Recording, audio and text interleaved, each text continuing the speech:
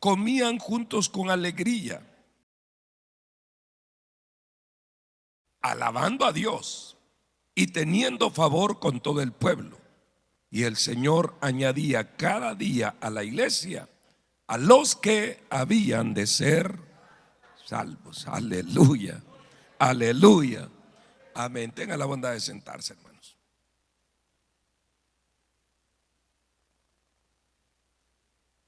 Cuando leemos el libro de los Hechos, tenemos la dicha de conocer de primera mano cómo inició la iglesia. Una iglesia que quedó desafiada, unos creyentes que quedaron desafiados a cumplir una misión que parecía imposible. Déjeme recordarle las cosas que estaban sucediendo en el lugar de origen donde inició la iglesia. Para empezar, el país tenía ciertas divisiones políticas y religiosas. El país, Israel, primero estaban invadidos por los romanos, dominados por los romanos. Segundo, habían problemas de sectas. Tercero, eran muy maltratados. Cuarto, al mismo Cristo rechazaron, al mismo Cristo crucificaron.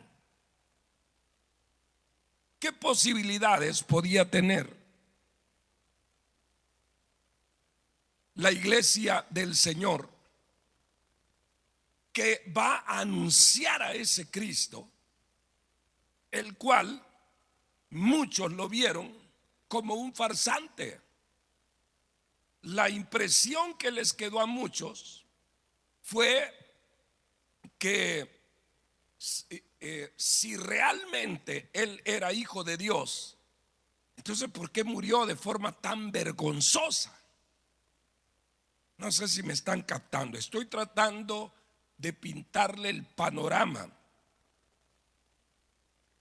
en medio del cual los cristianos, los discípulos, tuvieron que trabajar. No era fácil, no era fácil. Cualquiera puede decir ahora, hermano, pero solo el hecho de que la tumba estuviera vacía tiene que haber sido un gran impacto. Sí, fue impacto. Fue de impacto para el que quiso creer. Pero el gran problema es que en el mismo momento que se habló de la resurrección de Cristo, en el mismo día, ya el diablo soltó una explicación. ¿Cuál fue? ¿Quién recuerda? ¿Por qué el cuerpo no estaba en la tumba? El diablo dio un porqué. Y aún la Biblia dice, y esto dice, es lo que se sigue diciendo hasta hoy, dice, refiriéndose lógicamente al tiempo en que fue escrito. Y esto es lo que se ha dicho hasta hoy. ¿Qué fue lo que el diablo inventó y la gente creyó? Gracias, hermano, exactamente. Entonces no era tan simple como decir, no, pero la tumba estaba vacía, ahí estaba el testimonio. Y yo le insisto, creyeron los que quisieron creer. Pero usted sabe cómo es la cosa siempre, que la gente es tendenciosa a creer la mentira. Si existen dos versiones, por lo general, el ser humano, hablo del ser humano en su naturaleza caída, si hay dos versiones, siempre la mayoría va a optar por la negativa, por la mentira. Si eso es así siempre. Entonces, qué ambiente en el cual la iglesia empezó. Y tan tremendo que este libro de los Hechos nos da testimonio de cómo alguien puede decir, bueno, pero ellos tenían poder. Sí, tenían poder. Pero ¿qué recibían a cambio? Cuando leemos en el capítulo 3 que sanaron a un paralítico, bueno, fue el Señor el que lo sanó a través de 2 discípulos. ¿Qué es lo que encontramos al final de cuentas? Que les pagaron con una buena azotada, con cárceles, con amenazas. Entonces, ¿cómo es que la iglesia pudo establecer el reino de Dios? Y no solo en Jerusalén, allí es donde empezaron, donde estaba el mero refuego, donde había suficiente gente que podía hablar contra el Señor. Yo me imagino cuando ellos hablaban, habían personas que decían, sí, pero si es todo eso que tú dices, ¿por qué no se bajó de la cruz? ¿Por qué no pudo hacer nada contra sus opositores, contra los que lo azotaron? Dije, no, Dios es todopoderoso, pues. Sin embargo, por eso he querido leer estos 2 versículos. Y pude haber leído del versículo anterior, que dice que aún los cristianos, cuando empezaron a aglutinarse, cuando empezó a crecer la iglesia, los cristianos tenían todas las cosas en común, vendían sus propiedades y sus bienes y los repartían a todos según la necesidad de cada uno. Además de eso está lo que leíamos: perseveraban unánimes cada día en el templo, partiendo el pan en las casas, comían juntos con alegría y sencillez de corazón. Mire, todas esas palabras las hemos leído tantas veces que posiblemente ya no les encontremos, o no, sí, no les encontremos el sabor que esas palabras tienen. Porque le estoy diciendo que ellos están en medio de un ambiente hostil. En otras palabras, nunca ha sido diferente. El evangelio siempre ha sufrido oposición. El mismo infierno se levanta contra la iglesia siempre. Siempre ha sido lo mismo. No es que aquellos sufrieron más, aunque a veces me atrevo a decir que sí, que ellos tuvieron más desventajas que la que tenemos nosotros ahora. Pero el asunto es que siempre la iglesia ha encontrado barreras. ¿Y cómo hicieron estos? Otra vez lo digo, para vencer. Voy a decirlo, era su actitud. Es que estos eran convertidos como los de ahora. El Dios que convertía a aquellos es el que nos convirtió a nosotros. Es el mismo. La obra que hizo en aquellos es la obra que Dios ha hecho en nosotros. Nosotros estamos cerrados en que Jesucristo es el Señor. Y no importa que las religiones se han multiplicado, las creencias cada vez son más agresivas, no importa. Nosotros estamos seguros que no hay otro Dios fuera de nuestro Dios.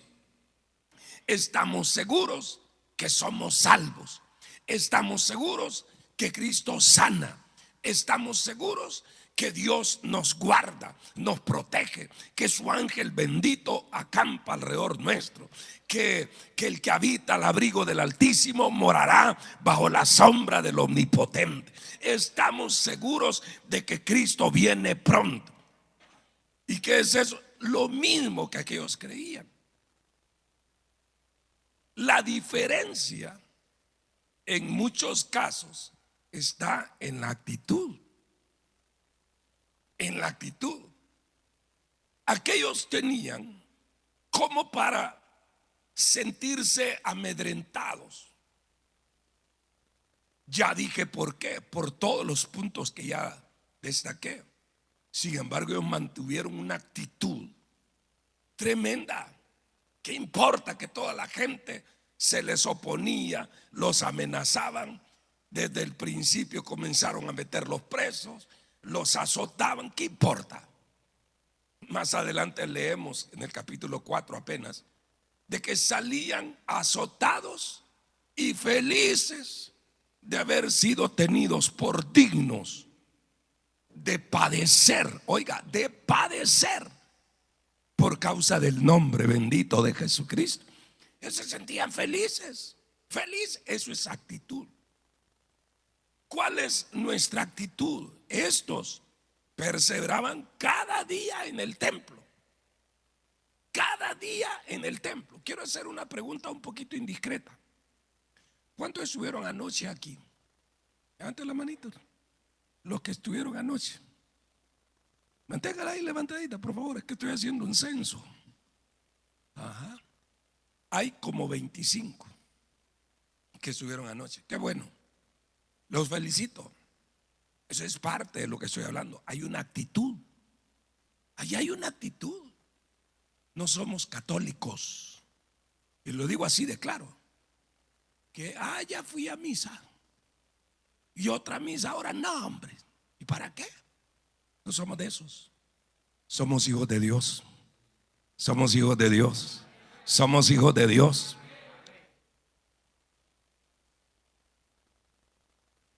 Estos perseveraban cada día en el templo, partiendo el pan en las casas. Comían juntos con alegría y sencillez de corazón. Mire qué precioso es eso. Cómo esta gente estaba en un ambiente, afuera todo era hostilidad, pero adentro tenían un ambiente de unidad. Alababan a Dios, dice el 47. Tenían favor con todo el pueblo. ¿Y cuál era el resultado? Y el Señor añadía cada día a la iglesia a los que habrían de ser salvos. O sea, ellos formaban el ambiente, claro, inspirados por el Señor. Y entonces, ante un ambiente así, la gente venía. No era que ángeles los traían de la mano. No, ahí dice, el Señor los añadía. Pero ¿eso qué quiere decir? La gente observaba un amor especial en la iglesia. Veían que se preocupaban por los necesitados. Veían que tenían, permítame usar esa palabra, una camaradería. La palabra correcta sería una hermandad preciosa, real. No de título, el hermano fulano, la hermana fulano. No de título, sino que de veras se sentían hermanos, hijos del mismo Dios, hijos del mismo Padre. Entonces por eso eran así. Entonces la gente decía, qué bonito, qué bonito. Se sentían atraídos. Y así es como conocían a Cristo. Ahora, nosotros hemos heredado no solo la Biblia, que es lo principal, sino que también sus enseñanzas, sus principios. Nosotros tenemos esa ventaja. Aquellos todos lo iban descubriendo en el camino. Todo lo iban descubriendo en el camino. Y entonces, pero nosotros, no, nosotros solo tenemos que ver la Biblia, libros como este de los Hechos, y entender, bueno, ese es el camino. Ese es el camino, no hay donde perderse. Entonces, ¿qué sucede? El problema es que en estos tiempos una de las desventajas que tenemos, que aquellos no tenían, es que hay no solo las trampas del diablo, sino que hay un afán por tener, por comprar, por adquirir. No hay un contentamiento con lo que tenemos hoy. Siempre queremos más. Ese es uno. Otro es, ya lo dije, las trampas del diablo, que siempre nos está poniendo algo para desalentarnos, desanimarnos, para perder esa actitud de unidad. Hemos aprendido, y aquí voy llegando ya al tema, hasta hoy, hemos aprendido de que hay un método, hay una forma que nos facilita cumplir la misión que el Señor le dejó a su iglesia desde el principio. ¿Y cuál es? El método es de en el templo y en las casas mantener un acercamiento entre nosotros mismos y siempre a la expectativa de que nuestros vecinos se vayan añadiendo a la fe. Es lo mismo que aquí se presenta. Entonces, lo hemos venido haciendo, pero con el paso del tiempo, el cuchillo o la espada perdió filo. Si usted tiene un cuchillo sin filo, usted quiere partir un tomate, lo más seguro es que lo va a desarmar, no lo va a cortar, sino que, ¿por qué? Porque no tiene filo. En cambio, si usted tiene un cuchillo o una espada con buen filo, si solo el hierro no lo va a poder cortar, pero por lo demás cualquier cosa usted lo corta fácil porque tiene filo. Más o menos eso es lo que ha pasado con esta labor que estamos desarrollando. Unos más, otros menos, pero hemos perdido filo. Razones, cualquiera que sea, ninguna es digna de desanimarnos, ninguna. Es que se me murió mi tía y que tú no sabes que todos un día vamos a morir. Ya la lloraste suficiente, ¿ahora qué? Es que me echaron del trabajo y que no sabes que Dios tiene control de tu vida y que Él sabe lo que permite, lo que haces.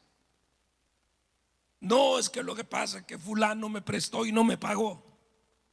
Y que con eso, hermanito, mucho más te va a dar el Señor. De veras, ¿cuánto creen lo que estoy diciendo? Entonces, uno llega a la conclusión que no hay razón, no hay ninguna razón. Recuerdo una vez un pastor que con mucho esfuerzo había levantado un local para predicar la palabra y había un bonito grupo de gente, y a saber qué pasó, y el local una noche, medianoche, agarró fuego y de alguna manera le avisaron al pastor, pero fue allá en Estados Unidos. Allá si se declara un incendio, la gente ya sabe que no tiene que procurar sacar nada. Lo que tiene que hacer es escapar por su vida, salir inmediatamente. Porque por estar queriendo sacar cualquier cosa, pierde segundos que pueden ser importantísimos. ¿Por qué? Porque ya todas las casas, incluyendo las iglesias, tienen cocina. Y entonces allá no usan tambos de gas. El gas llega servido como llega el agua. Hay tuberías que pasan por la ciudad y te llevan el gas hasta dentro de la cocina. Entonces ese es uno de los peligros al declararse un incendio, que haya una explosión. Y eso es lo que sucede siempre que hay un incendio en una casa, en una iglesia, explota. Y en cuestión de un par de minutos ya no hay nada. Todo quedó abrazado por el fuego. El asunto es que cuando el pastor llegó ya todo era llamas. Y entonces él se quedó parado solamente viendo. Claro, le dolió. Pero llegaron unos periodistas y le dijeron: pérdida total, pastor. ¿Va a solicitar alguna ayuda? O sea, le estaban hablando que si él, que él tenía la posibilidad de solicitar ayuda al gobierno. En esos años los pastores eran tenidos en una estima mayor que ahora. El asunto es que de eso le estaba hablando el periodista. Y él le dijo: no, mi Dios es suficiente. Mi Dios es suficiente. Mi Dios es suficiente. El periodista se extrañó y se quedó callado, así como usted. Pero él sabía lo que estaba hablando. Después le aclaró: algo mejor me quiere dar el Señor. Y así fue. Fue cuestión de tiempo, por supuesto, no fue al día siguiente. Pero en cuestión de tiempo él tenía un templo mejor que el que había tenido, que el que se había quemado. La actitud que tiene como base la fe en Cristo vence todo. Vence todo. Vence toda oposición, vence toda barrera que el diablo nos quiera poner delante. La actitud de fe es la que nos va a dar la victoria. Es por eso que yo les pregunto a ustedes, supongo que la mayoría de ustedes, ojalá que todos, de alguna manera están involucrados en las células y que este fin de semana van a tener una reunión de célula. Y yo les pregunto, ¿qué esperan de esa reunión? ¿Qué esperan? Si usted es un miembro de esa reunión, ¿qué espera? Aun cuando usted viene a este lugar, ¿qué espera recibir? Por favor, piénselo. ¿Por qué venimos a este lugar? ¿Por qué asistir a una célula? Sí, la pasamos bien. Esa actitud, así como la acabo de decir, es la que nos tiene patinando. Y perdónenme que los meto a todos en esto. Es la que nos tiene sin impulso. El motor se ha fundido, se acabó el aceite, se quemó el motor. ¿Qué es lo que está pasando? Ya no se espera algo. El líderes que están aquí, ¿qué esperan obtener en su reunión este próximo fin de semana? ¿Qué esperamos? En serio, cuando yo me pongo a tocar este tema, ¿qué es lo que yo espero? Yo debo de saber qué espero. ¿Cuál es mi fe al respecto? ¿Sabe cuál es mi fe? Que el Señor siempre tiene un remanente que le presta atención a Él y que dice: ahí está, eso es lo que yo necesitaba. Gracias, Señor, gracias por hablar a mi vida, gracias. Eso es lo que yo espero. Que el Señor sacuda ese adormecimiento que pueda haber en más de alguno y que pueda decir: sí, hombre, de veras, ¿verdad? ¿Y por qué estoy yo así? ¿Y sabe por qué yo lo espero? Porque yo pasé por allí. Yo pasé por esos tiempos en los cuales Me sentía tal vez desanimado por alguna situación que se daba en la iglesia, tanto cuando estaba sencillamente como creyente de banca, como cuando empecé a trabajar en la obra. Hay momentos duros y hay momentos que uno como que se le nubla la visión. Pero Dios, que es grande en misericordia, viene y lo ubica a uno. Le da una palabra, un mensaje, especialmente a través de los mensajes que uno dice, hey, de veras, ¿verdad? ¿Y yo en qué he estado pensando entonces? Entonces, la primera pregunta es, ¿cómo esperas? ¿Qué esperas de tu próxima reunión celular? ¿Estás expectante? ¿Estás orando al Señor? Diciéndole, Señor, ayúdanos. Señor, no puede ser, hombre. En vez de avanzar, estamos retrocediendo. Vamos a visitar y la gente no quiere. Llamamos por teléfono, no nos contestan. Dios, esto ya aquí ya no se puede. Necesitamos que tú intervengas. Tú tienes poder para hacerlo. Esa es la actitud. O ya no llamamos porque de todas maneras ni nos contestan. Ya como nos tienen marcados, líder fulano de tal. Entonces cuando ven que es usted, lo apagan. ¿Cómo cree que se vence eso? ¿Cómo cree que se vence eso? Con nuestra actitud. En primer lugar, hemos mencionado ya que tenemos que comenzar a planificar. Tenemos que motivar hasta los mismos hermanitos que han perdido la visión. Entonces tenemos que empezar con ellos. Reunámoslos aparte. Deleguemos atención. Hablemosles cómo hacer invitados para la reunión. Nosotros mismos tenemos que cuidar nuestra presentación, porque hasta en eso damos un mensaje a la gente. Debemos estar preparados espiritualmente. ¿Cómo estar preparados espiritualmente? Pues yo le puedo decir orando, rogando a Dios a diario por nuestras propias necesidades. Sí, todos tenemos necesidades, hermano. Todos tenemos necesidades. Lo que pasa es que a veces no nos gusta mostrarlas, no nos gusta decirlas. Bueno, yo me acuso de eso, de que a mí no me gusta estar diciendo, ay, hermano, viera qué mal me siento. Fíjese que tengo un problema. Fíjese que no, a veces lo alcanzan a notar, pero yo estoy como que sin y tal. ¿Por qué? Porque como siempre he dicho, realmente mi actitud es, mis quejas son con Dios.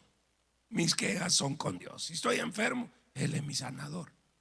Si tengo hambre, Él es mi proveedor. Entonces, pero la cosa es que hay una actitud. Hay una actitud de fe. Por supuesto que es de fe. No es de valentía, es de fe. Pero también orar por fortaleza para los demás. Estamos conscientes que muchos hermanitos están de alas caídas, que hay personas que incluso ni a la iglesia quieren venir. Y entonces estamos conscientes de eso. ¿Qué estamos haciendo al respecto? No, si yo oré, hermano, pero ya me aburrí. Una vez oró, 2 veces, 3 veces oró y ya se dio por vencido. Esa es su actitud.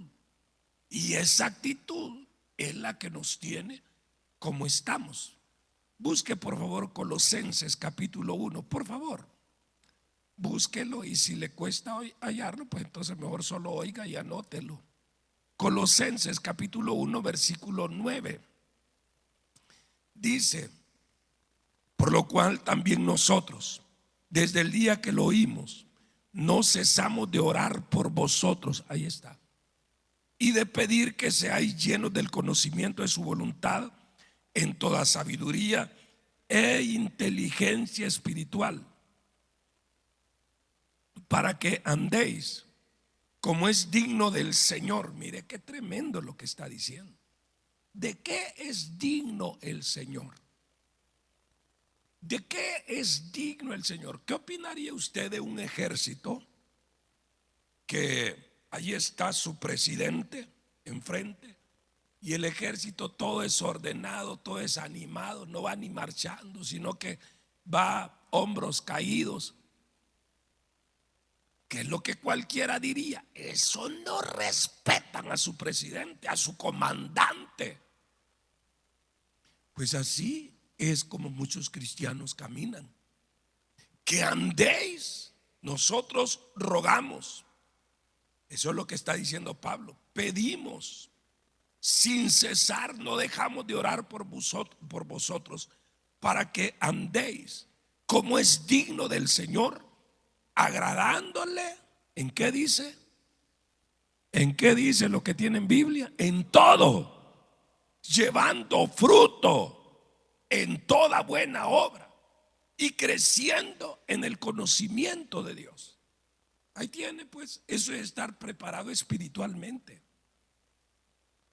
Es no darse por vencido, no es alentarse, no es animarse, orar por uno mismo, que es lo primero. Pues, ¿cómo estar orando por otros si yo estoy en el suelo?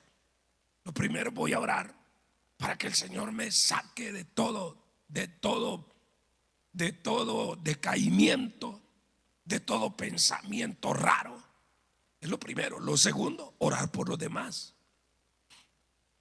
También el líder debe de clamar y sus miembros deben de clamar, pedirle a Dios por los proyectos de la célula, de la iglesia. En otras palabras, los líderes efectivos son los que hacen de la oración su prioridad. Son los que de veras oran, no de los que hablan de orar. Si quien hable de orar sobra, hermano. Dejemos de hablar de orar y mejor oremos. Aleluya. Mejor oremos. ¿Por qué? Porque la oración es la que satura de efectividad la célula, la iglesia, la célula.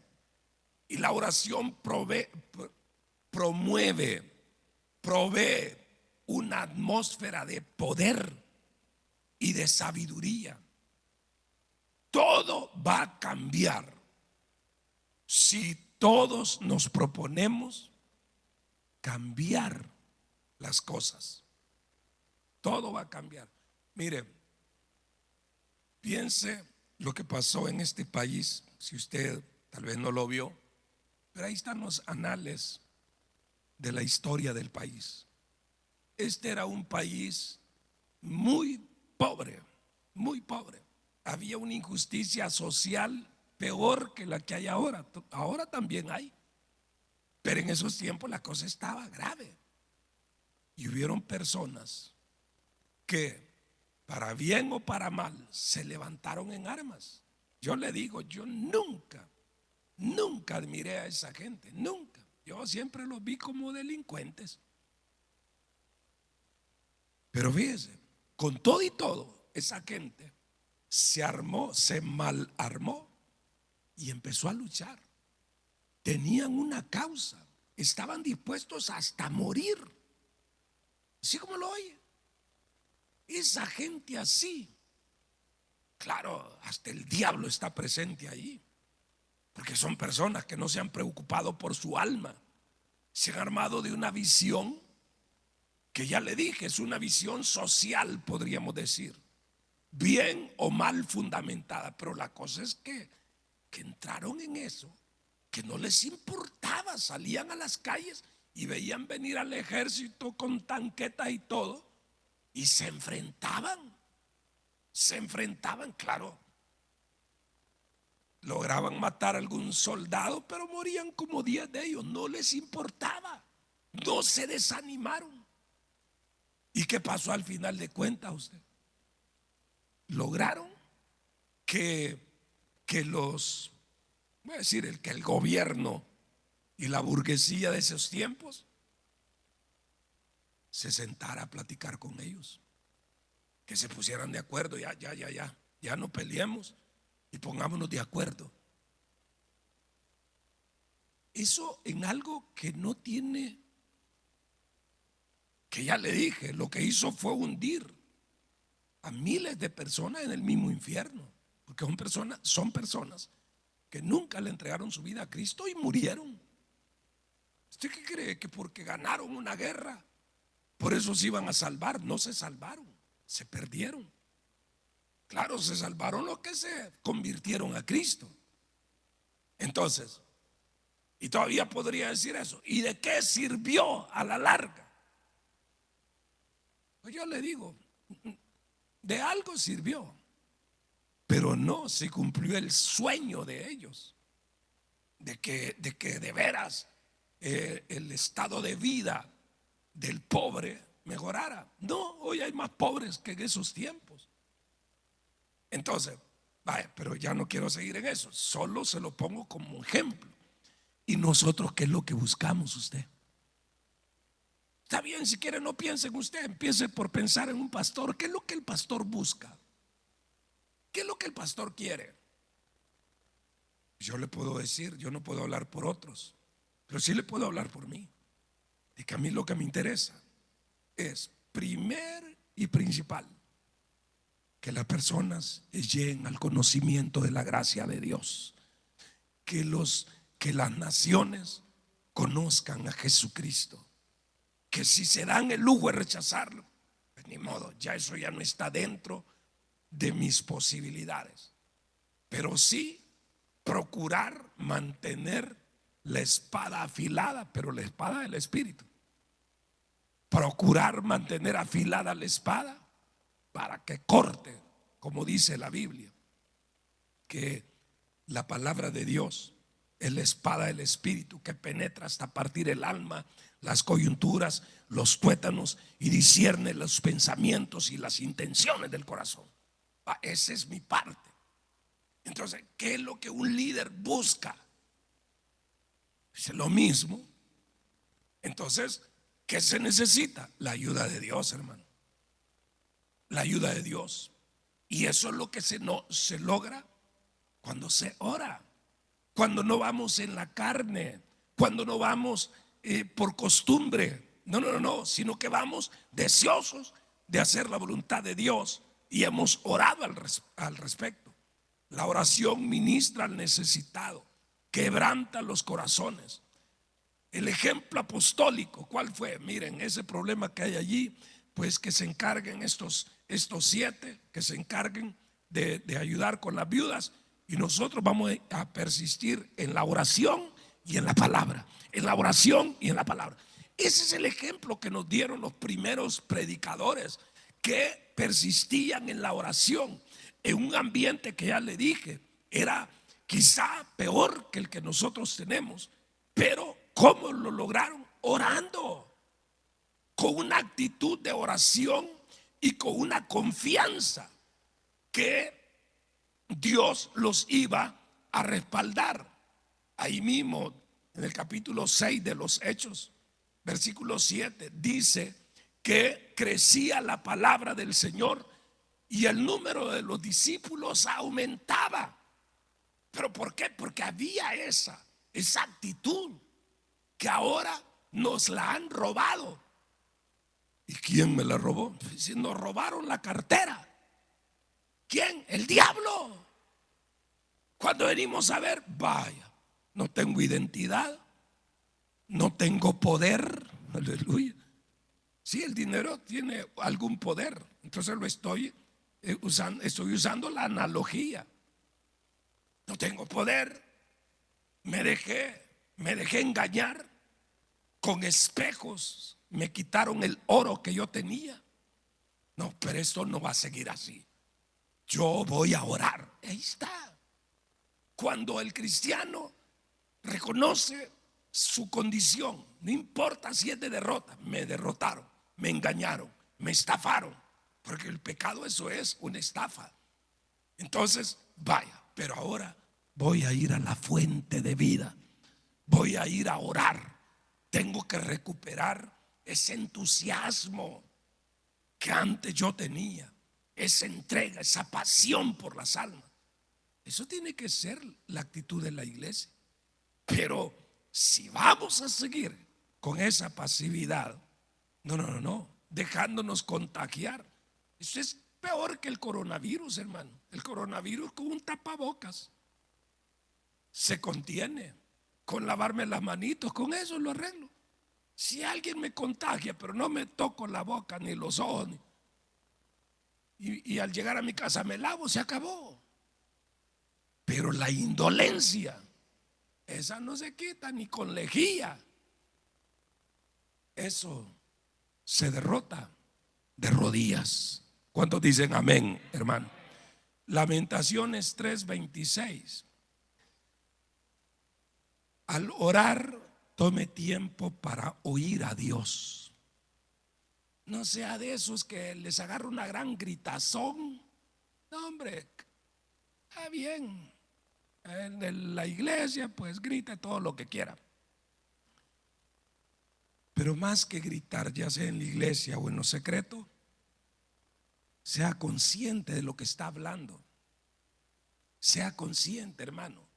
No penséis que por vuestro palabrerío, dijo Jesucristo, seréis oídos. No, hombre, si es hablar con Dios. Lamentaciones 3:26 nos da un consejo. Dice: bueno es esperar en silencio la salvación de Jehová. Yo ya les puse mi carga. Señor, mírame en mi debilidad, en mi problema, en mi lucha, en mi ineficacia, en mi esterilidad. Ya le dije lo que le tenía que decir, pero no por eso me voy a levantar. Es bueno esperar en silencio la salvación de Dios, porque cuando tú guardas silencio delante de Dios después de orar, pero ahí vendrá una palabra de Dios para tu vida. Y esa es una clave que muchos no han querido entender. Señor, yo te ruego que no ahí. Dijeron de todo. Ya estuvo. Amén. Y Dios dice: no me dejaste tiempo de contestarte. No, si ya se fue. Ya está viendo la televisión, o ya se fue para el trabajo. Eso no es así. Si queremos salir de cualquier círculo vicioso en el que hayamos caído, oremos y dejemos que Dios nos hable. Dicen amén los hermanos. Dice en el versículo 28 de Lamentaciones 3, dice: que se siente solo y calle. Si ya se cansó de estar de rodillas, lo voy a tomar literal esa parte. Si ya se cansó, siéntese pues, pero siga delante de Dios. De Abraham está escrito eso, que ahí estaban los ángeles delante de él, y él hizo su petición. Incluso dice que los ángeles hicieron por caminar, pero dice la Biblia, pero Abraham estaba en la presencia de Dios, seguía en la presencia de Dios. Entonces, ¿qué es lo que le estoy tratando de explicar? Que es en oración. Orar es hablar con Dios, pero también consiste en que Dios hable a tu vida. Amén, hermanos. Si no tienes una experiencia de esas, has perdido mucho tiempo. Llévate esto en tu corazón. ¿Cómo comenzó todo en cuanto al evangelismo hacia los gentiles? Usted ya lo sabe. Pedro orando en una azotea. Ahí le llegaron a pedir de que si podía atender la primer reunión de célula, de familia, de crecimiento, de evangelismo, llámele como quiera. Pero él estaba orando. Preparémonos en lo espiritual. Eso es, oremos. Pero también preparémonos leyendo la Biblia. Leamos la Biblia. Primera de Timoteo capítulo 4, versículo número 13. Dice Pablo a Timoteo: Timoteo, entre tanto que voy, ocúpate en la lectura. Ocúpate en la lectura. ¿En la lectura de qué? De la palabra de Dios. de la palabra de Dios. Fíjese que este día, en este punto, encontré algo que no me había fijado. Un día de esto voy a predicar, yo creo que voy a predicar una semana sobre un versículo, fíjese, porque qué tremendo que está en 2 Timoteo, de lo va a dar desde ya, capítulo 4, versículo 13. Trae cuando vengas el capote y los libros y los pergaminos. El capote, ahí se lo voy a explicar después. Si era algo que era fácil de entender, lo necesitaba. Pero eso lo voy a explicar después porque es un poco amplio. Pero los libros, ¿saben qué momento dijo eso? Después de haber dicho que el tiempo de su partida estaba cercano. Eso fue lo que me impactó, darme cuenta de eso que no me había fijado. Que él ya se despidió. He peleado la buena batalla, he acabado la carrera, he guardado la fe. Por lo demás me está preparada la corona de justicia, la cual Dios, el juez justo, me dará. Y no solo a mí, sino que a todos los que aman su venida. Eso es lo que él ha dicho. Y después aparece pidiendo los pergaminos, los libros, el capote. ¿Por qué? Y no, ya se va a morir, pues. Entonces no estaba diciendo la verdad. Sí estaba diciendo la verdad. Es que un buen líder siempre está pendiente qué más le puede dar el Señor. Y sabe que hasta el último segundo de vida en esta tierra puede salvar un alma. Puede ser usado por Dios, ya sea para salvar un alma, para fortalecer a un débil, para animar a un desalentado, o para compartir con los que están gozosos en Cristo Jesús. Para todos tiene un siervo de Dios. Prepárese leyendo la enseñanza, hermano líder. Léala durante la semana, por favor. Léala en primer lugar para aplicarla en su vida. Eso es algo, el ABC de todo líder, de todo predicador, que la palabra que va a predicar, primero la lee, se empapa, la entiende para sí mismo, la pone en práctica en sí mismo.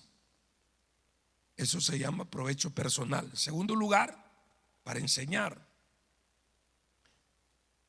No hay enseñanza más bonita que aquella enseñanza que ya pasó por el colador del predicador, del líder. La gente lo nota, que está hablando no porque simplemente está trasladando información, no, sino que está hablando de algo que él lo está viviendo. Dicen amén los hermanos. Preste atención al tema, analice la introducción detenidamente. Recuerde que la introducción es para atraer la atención de sus oyentes. Analice los encabezados y puntos principales. Observe el desarrollo de la enseñanza que se le envía todos los lunes. Obsérvela durante la semana. Y de esa manera usted está preparado. Pero en el orden que le he dicho. Número 1, cambiemos de actitud. Número 2, oremos. Número 3, estudiemos la Biblia. Número 4, leamos la enseñanza. Número 5, sigamos orando. Y entonces, ¿cuál será el final? Pues vamos a encontrar que sí, hoy sí estamos preparados. Y estar bien preparados espiritualmente nos va a facilitar la preparación intelectual, y tanto lo uno como lo otro redundarán en el desarrollo de una célula que la gente va a sentir como que le cambiaron de líder,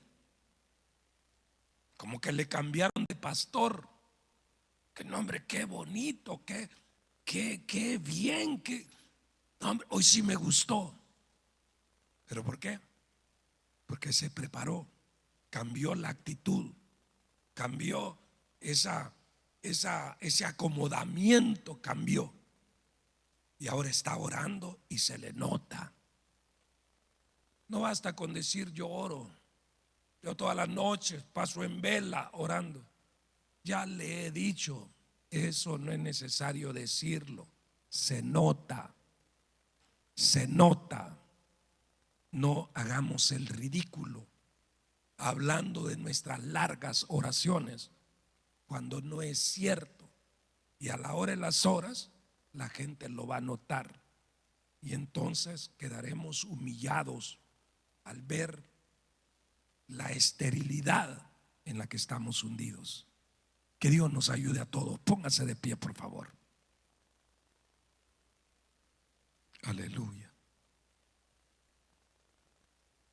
Padre, en el nombre maravilloso de Jesucristo, aquí estamos, Señor, conscientes que sin tu ayuda bendita no somos nada. Conscientes que el ataque contra tu obra, tanto en las células como en la iglesia, ha venido de todas partes. Padre, pero nosotros sabemos que no estamos solos.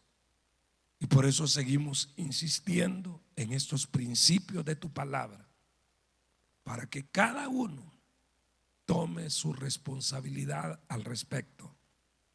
No depende de ninguno de nosotros, depende de nuestra comunión contigo. Dependemos de tu poder, Señor. Dependemos de tu accionar. Solo tú puedes quitar esa pesada piedra que está sobre el corazón de tantas personas, que les impide, Señor, levantarse de la condición en la que han caído. Dios mío, pero tú sabes lo que haces y nosotros podemos adorarte aún en medio de esta situación, y creemos que tú estás trabajando pacientemente para levantar una iglesia con mayor brillo que lo que conocimos antes de esta ofensiva, que pareciera ser una ofensiva final contra tu iglesia. El diablo pensó derrotarnos, pero no sabe lo que tú estás preparando en medio de tu pueblo, Señor. Y los que alcanzamos a visualizarlo, alzamos nuestras manos a ti, Señor, y te decimos gracias, Padre. Gracias por no soltarnos de tu mano, porque en lo peor de este refuego hemos podido percibir que ahí estás tú, Señor. Gracias por ese pueblo fiel que dobla sus rodillas, ese pueblo fiel que te ama a ti, que no mira a diestra ni a siniestra, sino que su mirada la tiene puesta en ti. Gracias por esos líderes que de alguna manera, Señor, se mantienen en la brecha dispuestos a luchar. Padre, que la palabra que esta noche tú nos das te sirva de inspiración, Señor, para atender aquellos detalles que tal vez habían descuidado o habían olvidado. Dios, yo en tus manos de misericordia te los pongo a todos, a los miembros que dejaron de esforzarse por sus vecinos, siempre con el mismo decir que la gente no tiene ánimo, que la gente no quiere, que la gente tiene miedo. Señor, lo que estamos reflejando es que hemos dejado atrás tu poder santo, hemos descuidado ese respaldo de tu espíritu, que no son nuestras palabras las que van a persuadir a las personas, sino la palabra que sale de tu boca. Perdónanos, Señor, y ayúdanos a corregir esos detalles. Y Padre, gracias, porque a pesar de todo, el diablo no ha logrado derribarnos, ni lo va a lograr, sino por el contrario. Creemos, Señor, que con tu ayuda bendita somos más que vencedores. No seremos, somos más que vencedores.